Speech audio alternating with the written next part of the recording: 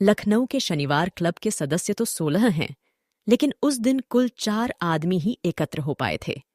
जनवरी महीने की सर्दी वैसे ही काफी तेज होती है, लेकिन उस दिन तो सुबह से ही बर्फीली हवा चलने लगी थी और दोपहर के बाद हल्की बूंदाबांदी शुरू हो गई थी। पहले मैं आपको अपना परिचय दे दूं। ज्ञानगुप्त गौतम के नाम से हरेक देशवासी को परिचित होना चाहिए, क्योंकि मेरे खिलाफ गांजे की स्मगलिंग का जो मुकदमा चला था, उसे लेकर देश के सभी प्रमुख पत्रों में मेरे चित्र छपे थे। मेरे संबंध में न जाने क्या क्या लिखा गया था। सरकार के भरसक प्रयत्न के बावजूद नीचे की अदालत से लेकर सुप्रीम कोर्ट तक से निर्दोष ही साबित होता रहा। 5 लाख रुपया खर्च हो गया था मेरा उस मुकदमे में, लेकिन इज्जत का मामला था। कहावत है कि जान है तो जहान है, सो अपने 2 सुपुत्रों की परवाह न करके मैंने अपनी इज्जत बचाई। मेरी एक्सपोर्ट और इंपोर्ट की फर्म गुप्त गौतम ब्रदर्स बंबई में है, लेकिन इस मुकदमेबाजी के बाद उस फर्म का नाम बदलकर समृद्धि और विकास कर दिया है।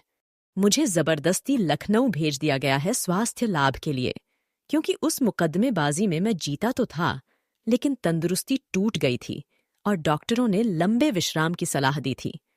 यहाँ लखनऊ में मैं अपनी कोठी में जम गया हूँ। मेरी कोठी शोभा सदन लखनऊ की शानदार कोठियों में अग्रगण्य मानी जाती है। अब मैं पूर्णतः स्वस्थ हूँ, लेकिन मेरे पुत्रों ने मुझे बंबई जाने से रोक दिया है। धीरे धीरे उनकी साख बढ़ने लगी है और उन्हें खतरा इस बात का है कि कहीं पुलिस का टंटा फिर से न शुरू हो जाए। तो मैंने निश्चय कर लिया कि व्यापार धंधे से संन्यास लेकर अपने पुराने पापों का प्रक्षालन करूं और देश की सेवा में अपना जीवन अर्पित कर दूं। यानी मैं पार्लियामेंट का सदस्य बनकर देश को समृद्ध बनाऊं, अपनी फर्म समृद्धि और विकास को समृद्ध बनाऊं और अपने मित्रों एवं शुभचिंतकों को समृद्ध बनाऊं। तो किसी राजनीतिक पार्टी के टिकट पर मैं लोकसभा का चुनाव लड़ने वाला हूं। मेरे सुपुत्रों ने 2 लाख की रकम मेरे पास भेज दी है। मैंने अपने इस इरादे की खबर सिवा अपने सुपुत्रों के अलावा और किसी को नहीं दी है। लेकिन उस दिन सुबह ही प्रसिद्ध तांत्रिक एवं भविष्यवक्ता चमन चांडाल मेरे यहां पधारे। आते ही उन्होंने मुझसे कहा, दुर्दिन समाप्त, शुक्र में राहु, राहु में शनि, मंत्री बनेगा, मंत्री, ये ले भभूत। और जबरदस्ती मेरे माथे पर एक छुटकी भभूत मलकर वह उलटे पैरों तेजी से चले गए, बिना बैठे, बिना मिठाई, नाश्ता किए, बिना दान दक्षिणा लिए। दोपहर के समय जनसंघ के एक प्रमुख कार्यकर्ता पधारे। आप बड़े आस्थावान प्राणी हैं, हम आपको अपनी पार्टी का प्रत्याशी बनाना चाहते हैं, आप अपनी स्वीकृति दे दीजिए। जल्दी का काम शैतान का, मुझे यह कहावत याद है, सो मैंने कहा था 2 दिन का समय दीजिए, सोचकर उत्तर दूंगा। वैसे राजनीति में आकर देश सेवा का जी तो चाहता है। और मैंने उनको अच्छा जलपान करा के विदा किया। शाम के समय कांग्रेस कमेटी के एक विशिष्ट मंत्री ने मुझे फोन किया। लखनऊ की कांग्रेस कमेटी लखनऊ नगर से अपने प्रत्याशियों की जो एक सूची बना रही है, उसमें आपका नाम सर्वप्रथम रखना चाहती है। आपको इसमें आपत्ति तो नहीं होगी? मुझे भला क्या आपत्ति हो सकती है? मैं तो देश का एक तुच्छ सेवक हूं, लेकिन चुनाव खर्च मैं सिर्फ अपना दूंगा। दूसरे का चुनाव खर्च देने की अवस्था में नहीं हूं। क्यों मजाक करते हैं? हमारी पार्टी को क्या भिखमंगों और कंगालों की पार्टी समझ लिया है आपने? हमें इसी से संतोष है कि आप अपना चुनाव खर्च स्वयं बर्दाश्त कर लेंगे। मैंने तत्काल अपने साले के लड़कों को, जो इन दिनों प्राइवेट सेक्रेटरी भी है, बुलाकर 50 रुपए के फूल, मेवे और मिठाइयां तथा 50 रुपए नकद तांत्रिक चमन चांडाल के यहां भिजवा दिए। और फिर तुलसीदास का यह पद, जब जानकीनाथ सहाय करें तब कौन बिगाड़ सके, नर तेरों यह गुनगुनाते हुए कपड़े बदले। ड्राइवर से मैंने कहा, शनिवार क्लब की तरफ। क्लब के बाहर सन्नाटा था। चौकीदार बुद्धई पांसी बोरसी जलाए हुए बरामदे में बैठा आग ताप रहा था और भीतर से मिस्टर भोलानाथ टंडन निहायत बिगड़े हुए मूड में मौसम को और सदस्यों को गालियां देते हुए निकल रहे थे। मुझे देखते ही वह रुक गए। अरे मिस्टर गौतम, बड़े अच्छे आ गए। मैं तो जा ही रहा था। यह साला मौसम भी क्या है, 7:30 बज गए हैं और यहां सन्नाटा। मैंने उसका हाथ पकड़कर कहा, किसी को गाली देने से क्या मिल जाएगा?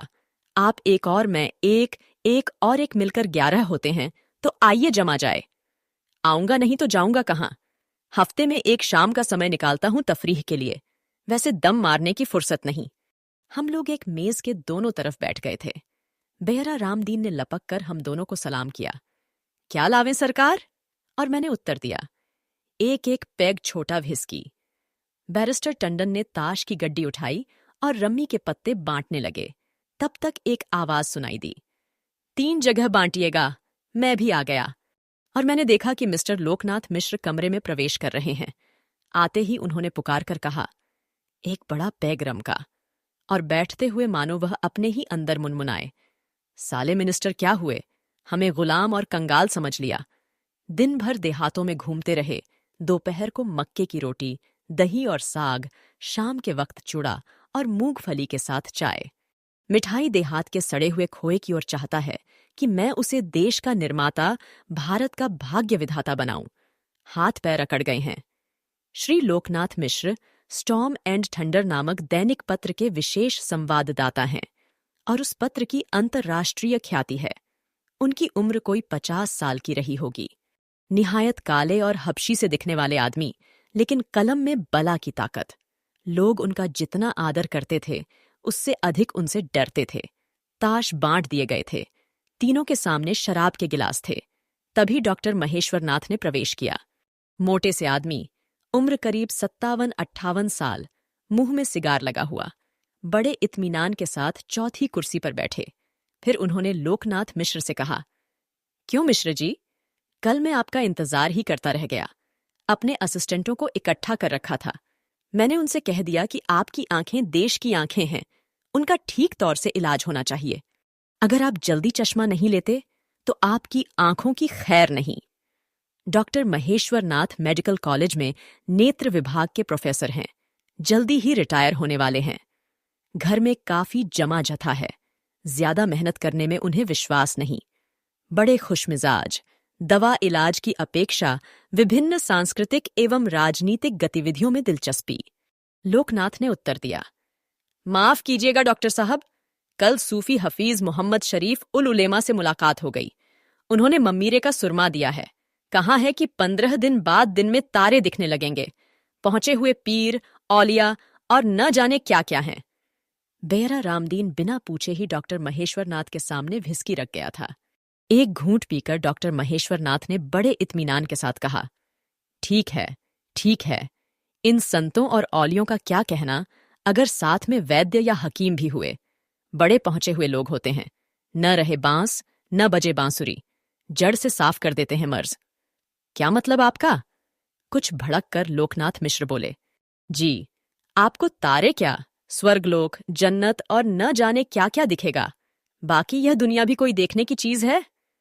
मुंह बनाते हुए डॉक्टर महेश्वर नाथ ने कहा, मैं कहता हूं हजरत, चश्मा लीजिए, इन अनाड़ियों के फेर में मत पड़िए। मिस्टर मिश्र ने मुस्कुराते हुए कहा, डॉक्टर साहब, आप लोग साइंस वाले आदमी हैं, हर चीज को मैटेरियल नजर से देखते हैं, लेकिन इस मैटेरियल यानी भौतिक तत्व से भी ऊपर चीजें होती हैं। बैरिस्टर टंडन ने ताशों की गड्डी एक तरफ रखते हुए कहा, हाँ मिश्र जी, होती हैं, मैंने खुद देखी हैं। आपको क्या कोई अनुभव हुआ है ऐसा? डॉक्टर महेश्वर नाथ ने पूछा। जी हाँ, कहिए तो सुनाऊं। हाँ हाँ, हमने एक स्वर में कहा और मिस्टर टंडन ने प्रारंभ किया। अभी 2 साल पहले की बात है। वह जो यहां सुप्रसिद्ध सेठ घसीटेमल हैं, जी, वहीं एक दिन सुबह बड़े घबराए हुए मेरे यहां आए। बोले, बैरिस्टर साहब, बड़ा गजब हो गया, बाबा देवमलंग हवालात में बंद हैं। ये बाबा देवमलंग कौन हैं और हवालात में क्यों बंद हैं? मैंने पूछा। बड़े पहुंचे हुए सिद्ध हैं। कल रात करीब 1 बजे बटलर रोड पर आईजी के बंगले के पास से होते हुए लंबे लंबे डग भरते हुए बनारसी बाग जा रहे थे कि पुलिस वालों ने उन्हें रोककर उनसे पूछताछ की, लेकिन बाबा ने चुप्पी साध ली। तो पुलिस वालों ने उन्हें हवालात में बंद कर दिया। तब से बाबा जी मौन हैं, न खाते पीते हैं, न बोलते हैं। तो लाला घसीटेमल बात कर ही रहे थे कि एक आदमी मेरे कमरे में घुस गया, जिसके पीछे मेरे मुंशी उसे रोकते हुए आ रहे थे।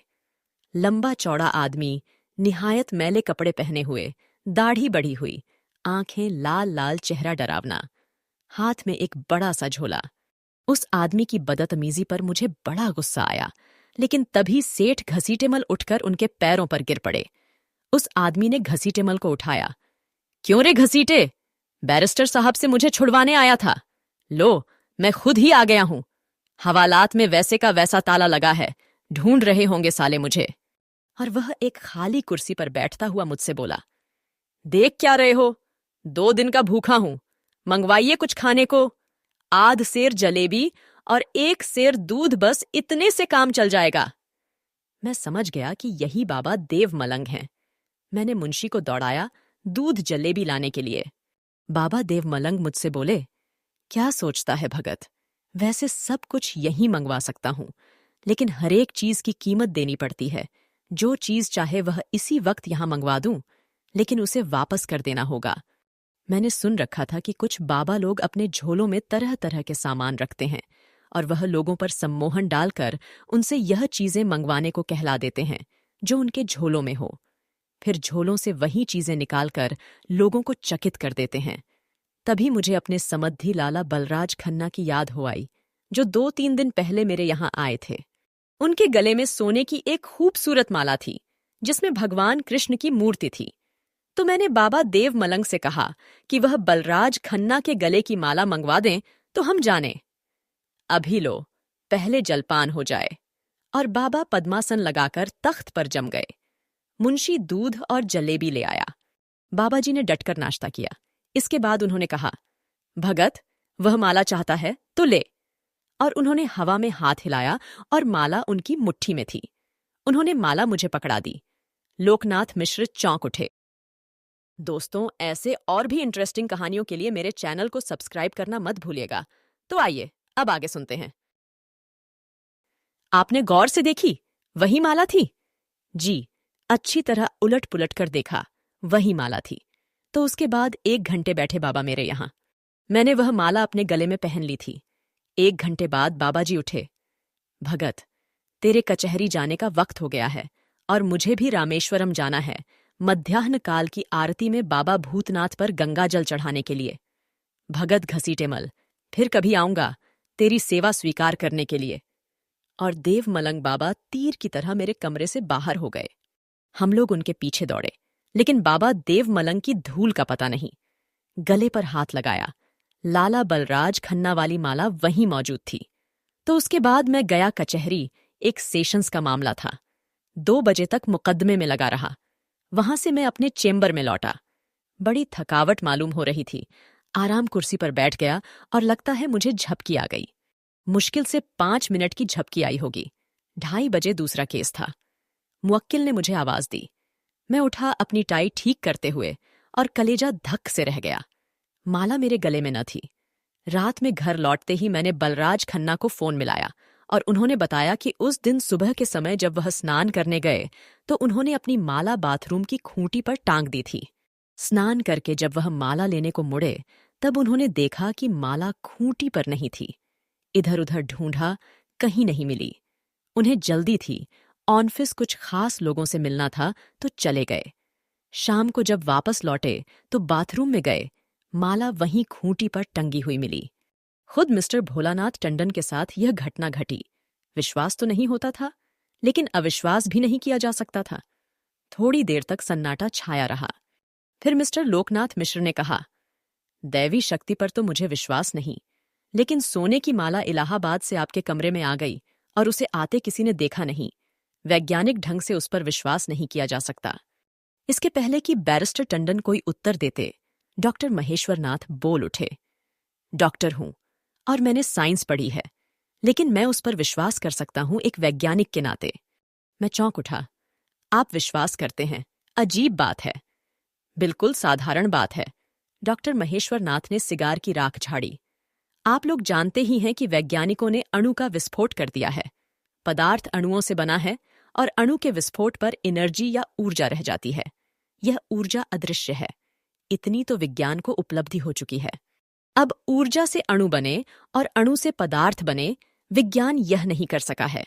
तो बाबा देव मलंग ने यह किया होगा कि सोने की माला को एक अणु समूह में बदल दिया होगा और फिर उस अणु समूह को ऊर्जा बना दिया होगा। वह ऊर्जा इलाहाबाद से लखनऊ और यहां आते ही ऊर्जा के अणु बने, अणु से फिर पदार्थ बन गया, यानी सोने की माला वैसी की वैसी बन गई। बैरिस्टर टंडन ने ताली बजाते हुए कहा, वाह डॉक्टर, कितना वैज्ञानिक विश्लेषण कर दिया है तुमने। मैं तेजी के साथ सोच रहा था। हिंदुस्तान में अणु बम बनाने की बात चल रही है, लेकिन अरबों खरबों का खर्च है इसमें। फिर विदेशी मशीनें, विदेशी मुद्रा, विदेशी विशेषज्ञ, और बाबा देवमलंग यहां मौजूद हैं। पल में लखनऊ, पल में रामेश्वरम। तो अगर बाबा देवमलंग को किसी फैक्ट्री में बैठाकर धड़ाधड़ एटम बमों के निर्माण का काम आरंभ हो जाए तो क्या कहना? मैंने मिस्टर टंडन से कहा, दोस्त टंडन, बाबा देवमलंग का पता लगाओ। आदमी बड़े काम के साबित होंगे हमारे लिए। यह अमेरिका, रूस, चीन वाले एक हाथ में साफ। आश्चर्य से मिस्टर टंडन ने मेरी ओर देखा। तब लोकनाथ मिश्र बोल उठे, वाह मिस्टर ज्ञानगुप्त गौतम, बात बड़े पते की कही है तुमने। क्यों डॉक्टर महेश्वरनाथ, यहीं लखनऊ में भैंसा कुंड से कुछ आगे बढ़कर भारतवर्ष की सबसे बड़ी एटम बम की फैक्ट्री बन जाए। न कोई मैशनरी, न वैज्ञानिक, न मजूदर, न लोहा लक्कड़, न यूरेनियम। अपने बाबा देवमलंग बैठे हैं उसमें और दे धड़ाधड़ एटम बम तैयार हो रहे हैं। डॉक्टर महेश्वरनाथ ने गंभीरतापूर्वक सर हिलाते हुए कहा, यह सब आध्यात्मिक और पारभौतिक बातें हैं मिश्र जी, इतनी आसानी से नहीं हो सकेगा। सबसे पहली बात बाबा देवमलंग की है। कब वह सेठ घसीटेमल या मिस्टर टंडन के हाथ लगेंगे, यह नहीं कहा जा सकता। वह स्वयं एक जगह से गायब होकर हजारों, लाखों या करोड़ों मील की दूरी पर प्रकट हो सकते हैं। वह इस समय चंद्रमा या मंगल में हो, कोई नहीं कह सकता। लेकिन अगर उनके फेर में पड़कर मिस्टर टंडन या आप लोग गायब हो गए, तो फिर आप लोग प्रकट हो सकेंगे। इस पर मुझे शक है। तो मेरी सलाह तो यह है कि आप लोग इस चक्कर में न पड़ें। इन पहुंचे हुए सिद्धों के चक्कर में पड़े हुए एक आदमी का मैं दुखद अंत देख चुका हूं। बाहर अब तेजी से वर्षा होने लगी थी। रह रहकर बिजली चमक रही थी। वातावरण कुछ अजीब डरावना हो गया था। मैंने कहा, एक एक पैग मेरी तरफ से। हाँ डॉक्टर, किस आदमी का और कैसा दुखद अंत देखा है आपने? रामदीन पीछे ही खड़ा था। उसने तत्काल हम लोगों के गिलास भरे और डॉक्टर महेश्वरनाथ ने कहानी आरंभ की। बात सन 1950 की है। मैं मेडिकल कॉलेज में लेक्चरर था, लेकिन नेत्र चिकित्सा में मेरी ख्याति काफी अधिक हो गई थी। तो एक दिन मैं अपने कमरे में बैठा आराम कर रहा था कि एक गोरा सा और लंबा सा आदमी मेरे कमरे में घुस आया। बड़ा सुंदर चेहरा, लेकिन मुख पर एक अजीब उदासी। उसकी अवस्था करीब 25-26 वर्ष की रही होगी। सफेद धोती कुर्ता पहने, सिर पर सफेद पगड़ी, नंगे पैर, गले में रुद्राक्ष की माला, मत्थे पर त्रिपुंड। इस तरह उसके मेरे कमरे में घुस आने पर मुझे कुछ क्रोध हुआ, लेकिन उस आदमी की उदास मुद्रा को देखकर मैंने अपना क्रोध दबाया। मैंने उनसे कहा, कहिए क्या काम है आपको? आपको अपनी आंखें दिखानी हैं डॉक्टर साहब। यह जग विख्यात है कि आप कुशल और धर्मनिष्ठ डॉक्टर हैं। आप मेरी आंख के चश्मे का नंबर दे दें। मैं उसे क्लिनिक में ले गया और मैंने उसकी आंखों की अच्छी तरह परीक्षा करके उसके चश्मे का नंबर दे दिया। इस परीक्षा के दौरान मुझे ऐसा लगा कि उस आदमी का रक्तचाप बहुत बढ़ा हुआ है। उसके शरीर के अन्य भागों में भी कुछ विकार हो सकता है। आंख की कमजोरी उन्हीं विकारों के कारण हो सकती है। मैंने उससे कहा, अपनी पूरी तरह से परीक्षा करा लो। मैं अपने मित्र डॉक्टर धर्मेंद्रनाथ गौड़ को फोन किए देता हूं। कल करीब 2-3 बजे तुम मुझसे आकर चश्मे का नंबर ले लेना। मैंने उसे डॉक्टर गौड़ के पास भेज दिया। उन्होंने उसकी अच्छी तरह परीक्षा की। इसके बाद उन्होंने मुझे फोन पर बतलाया, रक्तचाप बढ़ा हुआ है, लेकिन किसी तरह की और बीमारी नहीं दिखाई देती। असाधारण प्रक्रिया है इसके शरीर की, मेरी समझ में नहीं आता। 1 हफ्ते बाद फिर देखना होगा इसे। दूसरे दिन वह आदमी फिर मेरे यहां आया। न जाने क्यों उस आदमी से इस कदर प्रभावित हुआ था कि मैंने उसका चश्मा मयफ्रेम के उसी दिन अपने पैसों से बनवा दिया था। उसके आते ही मैंने उसका चश्मा देते हुए कहा, यह रहा आपका चश्मा, मेरी तरफ से आपको भेंट। 1 हफ्ते बाद आप डॉक्टर गॉड से मिल लीजिएगा। एक ठंडी सांस लेकर उसने उत्तर दिया, बहुत बहुत धन्यवाद, आप वास्तव में धर्मात्मा हैं। भगवान आपका भला करे। डॉक्टर गॉड से मुझे नहीं मिलना। आज के 11 मास के बाद मेरी मृत्यु हो जाएगी। उसे कोई नहीं रोक सकता। आंखों से कुछ कम दिखाई देने लगा है तो मैं चश्मा लेने आपके यहां चला आया था। मेरी उत्सुकता जाग उठी। मैंने कहा, यह कैसे कहते हैं आपको कोई बीमारी नहीं है? उसने बड़े उदास भाव से सिर हिलाया। मैं जानता हूं कि मेरी मृत्यु निश्चित है। आपने मेरे साथ जो उपकार किया उसके लिए आपको आशीर्वाद। 1 महीने बाद आप विदेश यात्रा करेंगे, वहां से लौटकर आपकी पदोन्नति होगी। मैंने उससे कहा, महाराज, आप अपने रहस्य को अपने अंदर ही रखते हुए नहीं जा सकते। क्या बात है? आप मुझे बताएं। मैं कुपात्र नहीं साबित हूंगा। मेरे आग्रह को वह नहीं टाल सका। उसने कहा, डॉक्टर साहब, आपकी इतनी ममता पाकर मैं धन्य हो गया हूं। अच्छी बात है, सुनिए। मेरा नाम है शिव कुमार अग्निहोत्री। मेरे पिता राम कुमार बाराबंकी में कर्मकांडी पुरोहित हैं। मुझे भी वह पुरोहित बनाना चाहते थे और इसीलिए उन्होंने मुझे अंग्रेजी से दूर रखकर संस्कृत पढ़ाई। लेकिन युग बदल रहा था। मुझे जिंदगी से शौक। घर से पैसे चुराकर मैं सिनेमा देखता था, शराब पीता था। तो एक दिन मेरे पिता ने मुझे बहुत पीटा। दूसरे दिन मैं अपनी माता के गहने चुराकर बंबई भागा। मैंने सोचा कि फिल्म में मैं हीरो बनूंगा, ठाठ की जिंदगी रहेगी। खैर, हीरो तो मैं क्या बनता। जयवंती नाम की एक अभिनेत्री से मुझे प्रेम हो गया। जितनी पूंजी लाया था सब उसे अर्पित कर दी। करीब 7-8 महीने राग रंग में बीते और फिर जमा पूंजी खत्म हो गई। फिर भला वेश्या भी कहीं प्यार करती है? इधर मेरा रुपया खत्म हुआ और उधर उसने मुझे जूते मारकर अपने घर से निकाल दिया। तो मैं कर्मकांडी कुल का कान्यकुब्ज ब्राह्मण एक वेश्या के जूते खाकर क्षोभ और ग्लानि से भर गया। हृदय ताप से जल रहा था। मैं चोर, अधम, मुझे अपने जीवन का अंत कर लेना चाहिए। उस दिन रात के समय मैं मलाबार हिल के पीछे जो श्मशान है वहां सन्नाटे में प्राण त्यागने गया। 12 बजे रात का घुप अंधेरा। समुद्र की लहरें भयानक गर्जन के साथ मुझे बुला रही थीं और मैं समुद्र में घुस पड़ा। तब तक किसी ने मुझे समुद्र से खींचते हुए कहा, क्यों बे, यहां आत्महत्या कर रहा है। ब्रह्म राक्षस बनकर मेरी तपस्या में विघ्न डालेगा। कायर कहीं का, भाग यहां से। मेरे सामने एक विशालकाय योगी खड़ा था, घुटने तक पहुंचती हुई दाढ़ी और पीछे एड़ी तक उसकी जटाएं, निर्वस्त्र, मुख बालों से ढका हुआ, केवल अंगारों की तरह जलती हुई 2 आंखें दिखाई दे रही थीं। मैं उनके हाथ से छूटकर समुद्र की लहरों में बहने का प्रयत्न कर रहा था और वह मुझे समुद्र तट की ओर ढकेल रहे थे। मैंने उनके चरणों पर गिरकर कहा, अब मैं जीवित नहीं रहूंगा, मुझे मरने दीजिए, योगिराज। और उन्होंने उत्तर दिया, तुझे मैं जाने देता अगर आत्महत्या करने के बाद उच्च कुलीन कान्यकुब्ज ब्राह्मण के ब्रह्म राक्षस बनने का प्रश्न न होता, तू बड़े जबरदस्त किस्म का ब्रह्म राक्षस बनेगा। वहां दूर समुद्र से निकली हुई उस शिला पर नित्य प्रति सारी रात मैं तपस्या करता आ रहा हूं, 150 वर्ष से। अब तू ब्रह्म राक्षस बनकर वहां उत्पात मचाएगा। मैं तुझे किसी हालत में मरने नहीं दूंगा। योग बल द्वारा मुझे पूरा पता चल गया है तेरी विपत्ति का। मैं तुझे एक मंत्र बताता हूं। संध्या के समय ठीक 4 बजे स्नान करके इस मंत्र का 5 बार जाप करना और उसी समय तेरी आंखों के सामने एक संख्या आ जाएगी। वह उस दिन रात में 11 बजे खुलने वाला सोने का भाव होगा। तो यहां जो लोग सोने का सट्टा करते हैं उनमें से किसी एक को उचित दक्षिणा लेकर तू वह संख्या बता दे। लेकिन केवल एक व्यक्ति को ही यह बताना। इस संख्या का उपयोग तू स्वयं अपने लिए नहीं करेगा, अन्यथा 1 वर्ष के अंदर तेरी मृत्यु हो जाएगी। जो धन तुझे मिलेगा वह व्यय के लिए, संचय के लिए नहीं। संचय ब्राह्मण का गुण नहीं है। और योगिराज मेरे कान में मंत्र देकर समुद्र के जल पर चलते हुए पीछे लौट गए। मैं विमूढ़ सा बैठा था। थोड़ी देर बाद मैंने समुद्र की ओर देखा। गहरा अंधकार, लेकिन दूर एक शिला का धुंधला सा आकार मुझे दिख रहा था और कुछ ऐसा प्रतीत होता था कि योगिराज उस शिला पर मौन खड़े तपस्या कर रहे हैं। वहां से मैं लौट आया। दिन भर मैं अपने कमरे में बंद सोता रहा।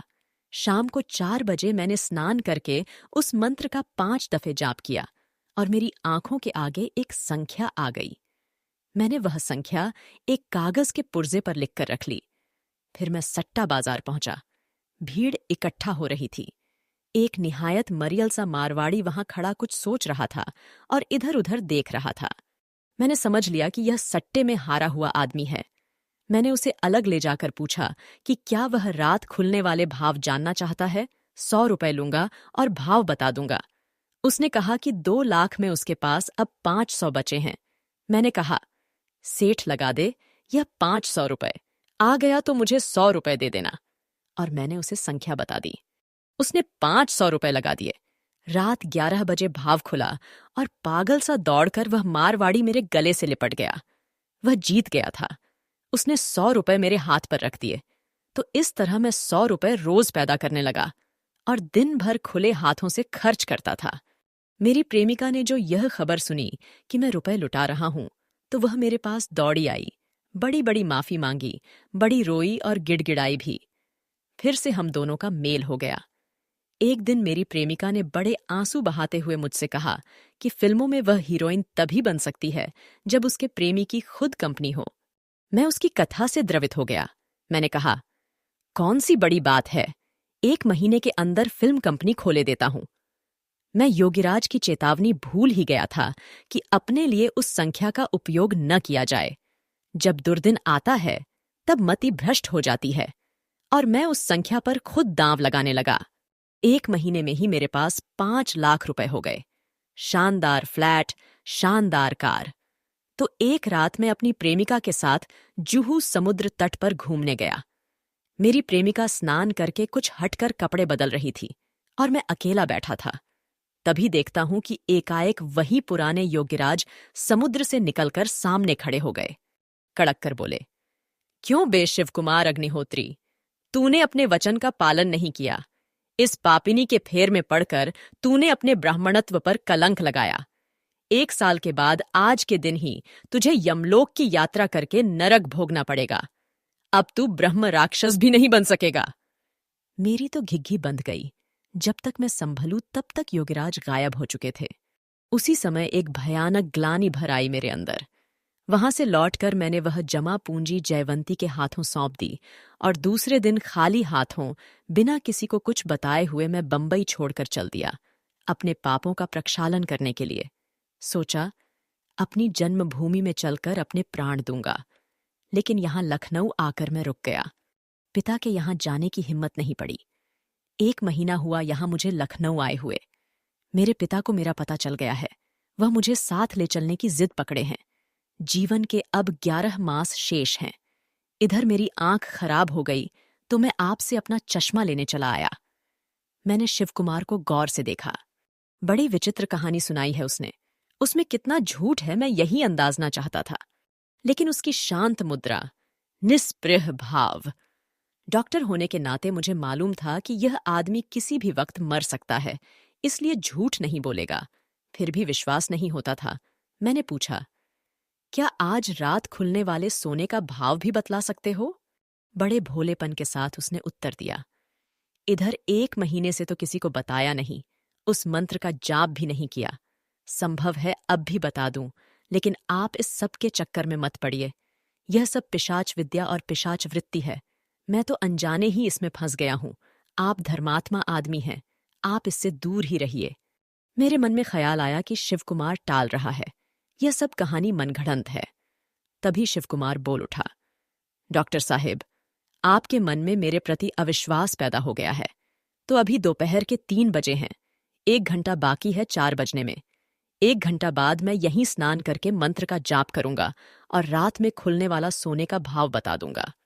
इधर शिवकुमार स्नान करके पूजा करने गया, उधर मैंने सेठ झुनझुनवाला को फोन मिलाकर उस दिन वाले सोने का भाव पूछा। फिर उनसे कहा कि रात 11 बजे जो सोने का रेट आवे वह मुझे बतला दें। और शिवकुमार अग्निहोत्री ने जो रात को खुलने वाला रेट था वह सही सही बतला दिया। डॉक्टर महेश्वर नाथ के गिलास की व्हिस्की खत्म हो गई थी और वह घर लौटने की मुद्रा में थे। मैंने उनसे पूछा, डॉक्टर साहब, फिर शिवकुमार का क्या हुआ? अरे होना क्या था, उसी बताई हुई तिथि पर वह मर गया। जैसा उसने कहा था, 1 महीने बाद ही मुझे फिलाडेल्फिया में आंख के विशेषज्ञों की कॉन्फ्रेंस में जाना पड़ गया। जाना तो प्रोफेसर अडवाणी को था अपना पेपर पढ़ने के लिए, लेकिन वह पड़ गए बीमार। उन्होंने अपना पेपर पढ़ने के लिए मुझे भेज दिया। शिवकुमार अग्निहोत्री का आशीर्वाद या भविष्यवाणी, जो कुछ भी आप उसे समझें, ठीक निकली। मेरे अमेरिका जाने के 1 दिन पहले वह मेरे घर पर आए थे। मेरे यहां उन्होंने भोजन भी किया।